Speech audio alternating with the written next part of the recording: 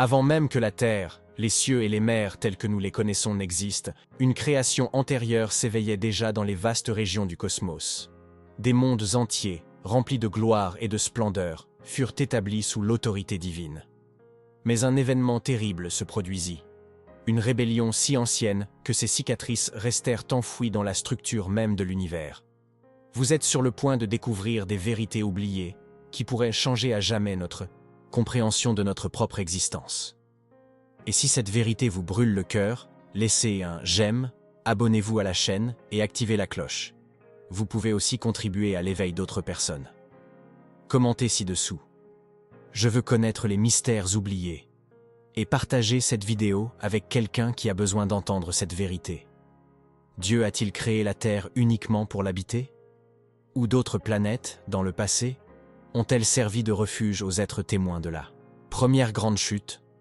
Les Écritures, bien que prudemment silencieuses, laissent des traces pour ceux qui ont les yeux pour voir.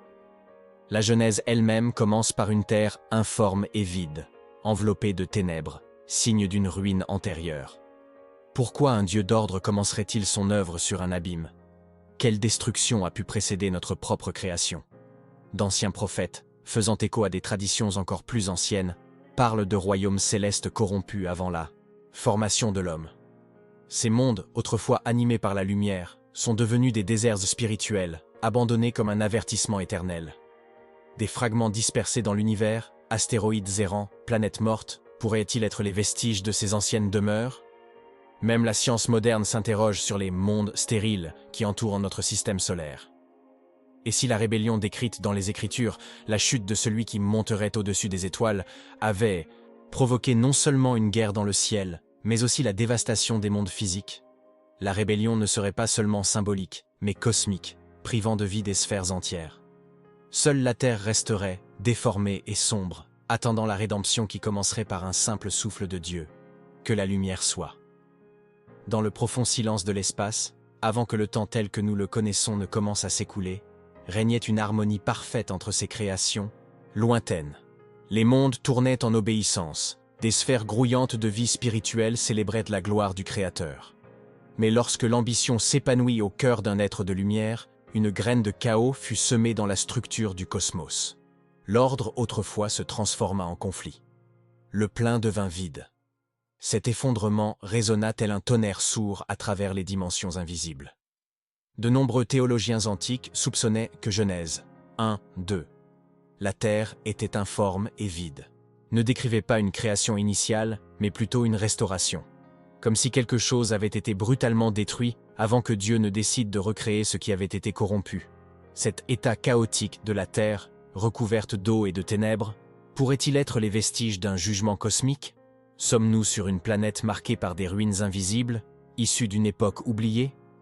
Le prophète Jérémie, dans sa vision décrite au chapitre 4, dit avoir vu la terre vide et informe, et toutes les montagnes tremblaient. Bien que le contexte immédiat fasse référence à un jugement sur Juda, de nombreux érudits pensent que ce langage fait écho à un scénario bien plus ancien, antérieur même à l'humanité. Serait-ce le lointain souvenir de la destruction des mondes antérieurs, d'une chute qui ne se limitait pas aux anges, mais touchait la création matérielle elle-même?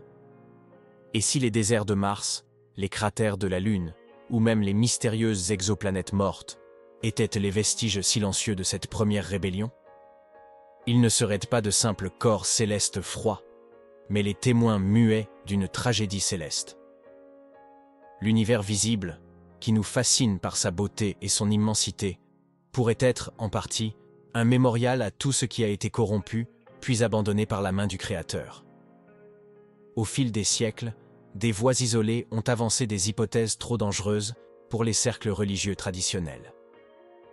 Certains patriarches anciens et des écrits oubliés suggèrent qu'avant de former l'homme, Dieu a expérimenté d'autres actes créateurs, non pas comme des erreurs, mais comme des cycles. Des créations complètes, avec leur propre hiérarchie, lumière et loi. Mais l'orgueil, subtil et venimeux, les a infiltrés comme une infection, les menant à la ruine.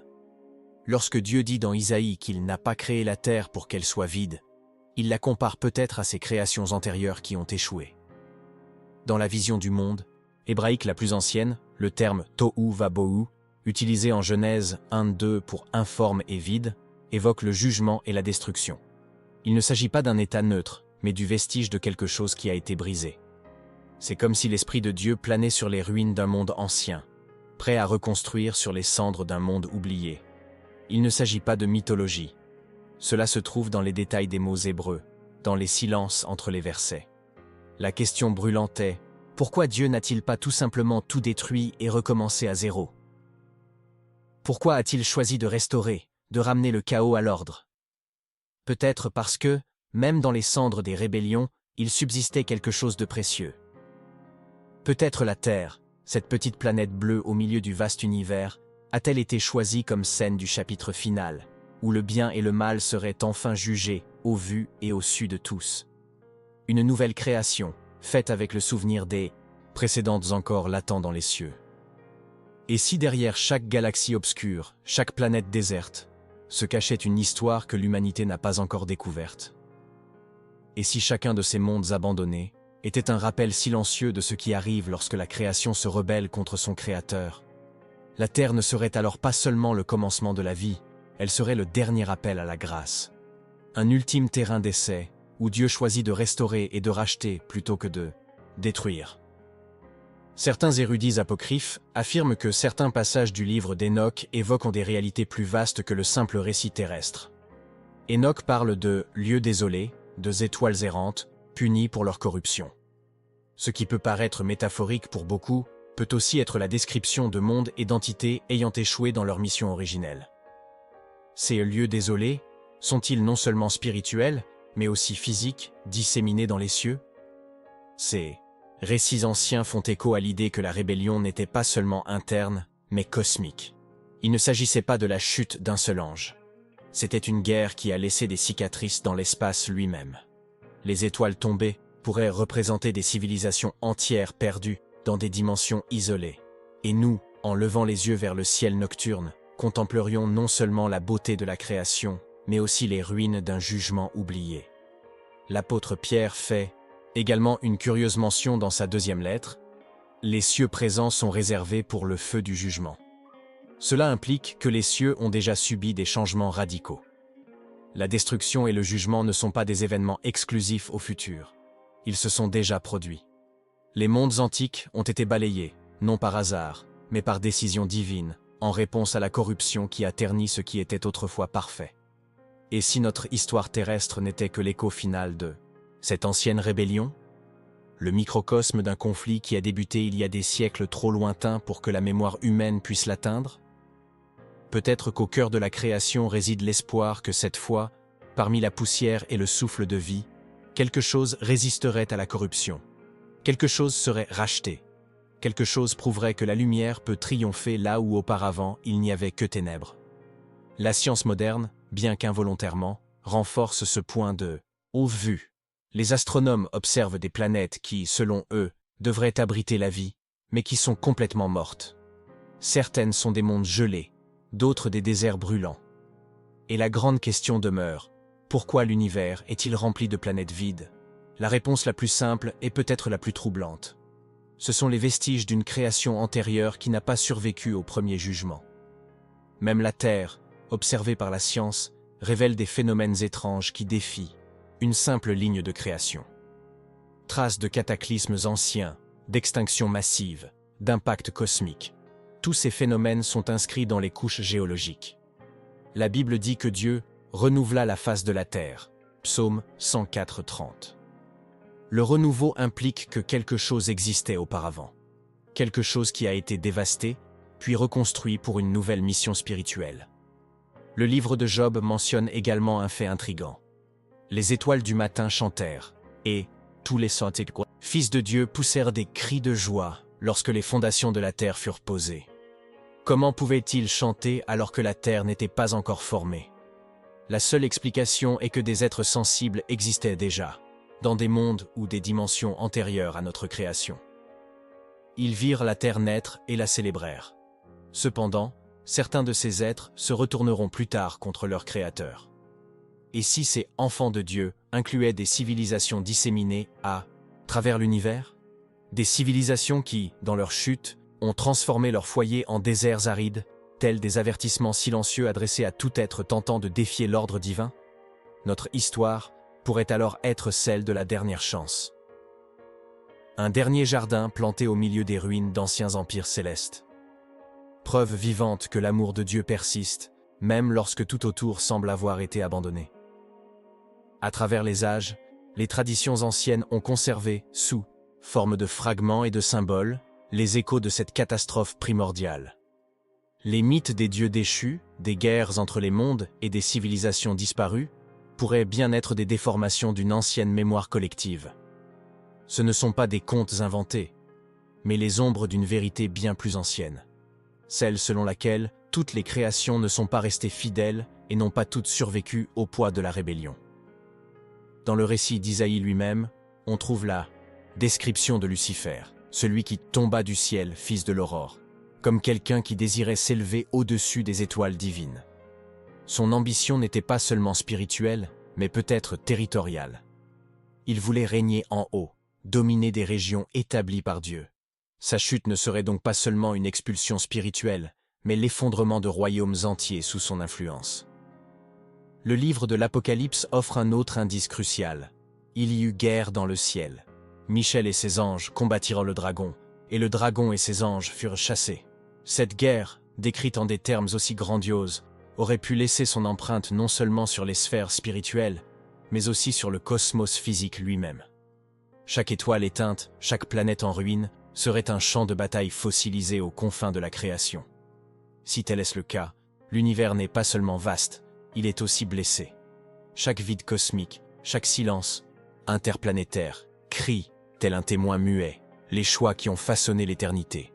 Et nous, ici sur Terre, marchons sur une création restaurée, mais entourée des échos de mondes qui n'ont pas perduré.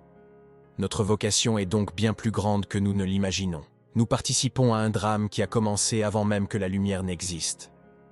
Dans l'Épître aux Romains, l'apôtre Paul déclare que la création tout entière soupire et souffre jusqu'à présent. Il ne fait pas seulement référence aux humains, mais à tout ce qui a été touché par l'effondrement initial. La création tout entière, des plus petits atomes aux plus grandes galaxies, aspire à la rédemption finale.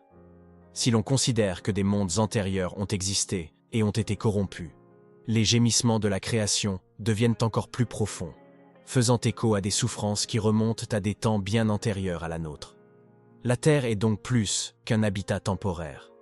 Elle est un symbole de la miséricorde divine, face à l'échec des créations passées. Ici, Dieu n'a pas seulement créé la vie, il a recréé l'espoir. Si les mondes précédents avaient connu rébellion et destruction, la Terre connaîtrait la rédemption et la victoire. Chaque coucher de soleil, chaque naissance, chaque renaissance de la nature sont autant de petits signes que Dieu écrit encore de nouvelles histoires sur les ruines du passé. Mais Jésus lui-même a averti. Comme il en fut du temps de Noé, ainsi en sera-t-il à l'avènement du Fils de l'homme. C'étaient des jours de profonde corruption, des jours où la création se retourna une fois de plus contre son Créateur. Cela nous amène à réfléchir. Ne répétons-nous pas le cycle qui a ruiné les mondes anciens?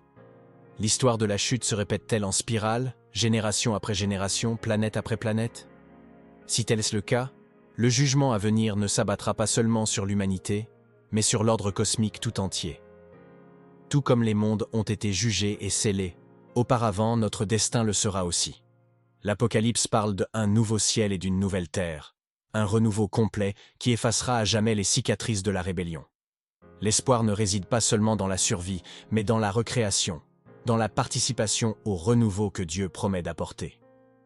Si aujourd'hui nous contemplons les étoiles et ressentons un vide inexplicable, c'est peut-être parce que notre esprit reconnaît, même inconsciemment, l'absence de ce qui fut, autrefois plein. L'immensité de l'univers n'est pas seulement majestueuse, elle est aussi mélancolique. Elle porte le souvenir d'anciennes pertes, de civilisations spirituelles qui n'ont pas résisté à l'épreuve de la fidélité. Chaque silence qui résonne dans l'espace peut être un murmure d'avertissement pour ceux qui cheminent encore dans la grâce. Nous ne sommes pas les premiers à tenter l'expérience. Et peut-être ne serons-nous pas les derniers. Mais nous sommes sans aucun doute la génération à laquelle Dieu a manifesté sa rédemption de manière suprême. Le sacrifice de l'agneau n'a pas été réservé à l'humanité déchue, mais à l'ensemble du cosmos blessé. Le Christ est appelé premier-né de toute la création, car son œuvre atteint des dimensions bien au-delà de ce que nos yeux peuvent percevoir. C'est pourquoi la vigilance est cruciale. Chaque choix humain aujourd'hui se répercute dans les cieux. Tout comme la rébellion des êtres anciens a ébranlé des mondes, notre obéissance ou notre rébellion façonne le destin invisible qui nous attend. Lorsque la Bible parle de « nouveaux cieux », ce n'est pas seulement une métaphore poétique, c'est la promesse que l'univers entier sera recréé. Mais tout le monde ne participera pas à cette nouvelle aube. L'avertissement est clair. « Voici, je viens bientôt. Retiens ce que tu as, afin que personne ne prenne ta couronne. » Apocalypse 3:11. L'appel à la fidélité ne vise pas seulement à sauver nos âmes individuellement, mais à participer à la régénération totale de toute la création de Dieu. Nous sommes invités à être des agents de la rédemption, des témoins vivants que cette fois, la création peut triompher de la corruption. Un poids invisible pèse sur nous, plus ancien que toute civilisation sur Terre. Un poids de responsabilité et d'espoir. Dieu, en restaurant la Terre, nous a donné l'opportunité d'écrire une histoire différente de celles qui ont échoué auparavant. Chaque prière, chaque acte d'amour, chaque geste de foi est comme une nouvelle étoile qui s'allume dans le ciel sombre de l'histoire cosmique. Nous ne sommes pas de simples créatures, nous participons à un plan éternel qui résiste aux échecs des siècles. Le livre de l'Apocalypse révèle qu'un temps viendra où le ciel sera roulé comme un parchemin. Ce n'est pas seulement le signe de la fin des temps terrestres, mais de la fin d'une ère cosmique. Lorsque le ciel actuel disparaîtra, les cicatrices des mondes déchus disparaîtront également. Une nouvelle création émergera, pure, sans trace de l'ancienne corruption. Et seuls ceux qui demeureront fermes dans la foi verront leur nom inscrit dans le livre de vie, véritables citoyens du nouvel univers. Ainsi, les choix que nous faisons aujourd'hui ont des répercussions dans des dimensions que nous ne pouvons même pas imaginer. Chaque renoncement au mal, chaque fidélité silencieuse, chaque espoir maintenu face aux ténèbres, contribuent à la reconstruction finale. L'univers blessé attend. La création jumelle, les anges veillent. Et nous, qui portons le souffle du Créateur, sommes appelés à être plus que des survivants. Nous sommes appelés à être des vainqueurs avec lui. Nous n'avons jamais été seuls. Dès avant la fondation du monde, Dieu a vu ce moment. Il connaissait les mondes perdus, les guerres invisibles, les ruines cachées parmi les étoiles. Mais il savait aussi que parmi les cendres, une semence éternelle fleurirait. Et cette semence, c'est la foi. La foi qui triomphe du monde. La foi qui restaurera non seulement les cœurs, mais aussi tout ce qui a été perdu. La grande histoire de l'univers ne se résume pas au péché et à la chute. C'est aussi celle de la restauration, de la patience divine, de la victoire de l'amour sur l'orgueil. Chaque étoile qui brille encore témoigne que la lumière n'a pas été vaincue. Chaque aube sur terre est un rappel silencieux que Dieu œuvre encore à restaurer tout ce qui a été brisé. Nous sommes appelés à faire confiance, même sans avoir une vision complète du plan. En regardant le vaste ciel, nous pouvons nous sentir petits et insignifiants face à l'immensité. Mais aux yeux de Dieu, chaque âme fidèle brille plus que les plus grandes galaxies. Le Créateur, qui a reconstruit les mondes et tissé de nouvelles dimensions, est attentif à chaque prière qui jaillit d'un cœur sincère. L'univers peut sembler silencieux, mais le trône de Dieu est actif, attentif, gouvernant l'histoire d'une main ferme et miséricordieuse. Puissions-nous être de ceux qui persévèrent, ceux qui, même sans comprendre tous les mystères, choisissent de faire confiance, ceux qui, face à des mondes brisés, lèvent les yeux et disent « Il y a encore de l'espoir ». L'histoire de la création est encore en cours d'écriture, et la victoire finale sera si glorieuse que même les étoiles mortes ressusciteront dans la lumière éternelle, sous un ciel nouveau et une terre nouvelle. Citation du jour. L'univers peut être marqué par des cicatrices, mais la foi transforme les blessures en éternité. Si ce message vous a touché, abonnez-vous à la chaîne dès maintenant, activez la cloche de notification et partagez cette vidéo avec quelqu'un qui a besoin d'entendre cette vérité. Commentez ci-dessous la ville d'où vous nous regardez. Votre présence ici fait partie de l'histoire que Dieu reconstruit. Laissez cette vérité vivre en vous. Abonnez-vous à la chaîne dès maintenant. activez la cloche pour ne rien manquer des prochaines révélations et laissez un j'aime pour aider davantage de vies. Partagez-la avec quelqu'un qui a besoin de ce message d'espoir. Et commentez ici. Ma foi est la graine que Dieu fera fleurir. Nous sommes ensemble sur ce chemin.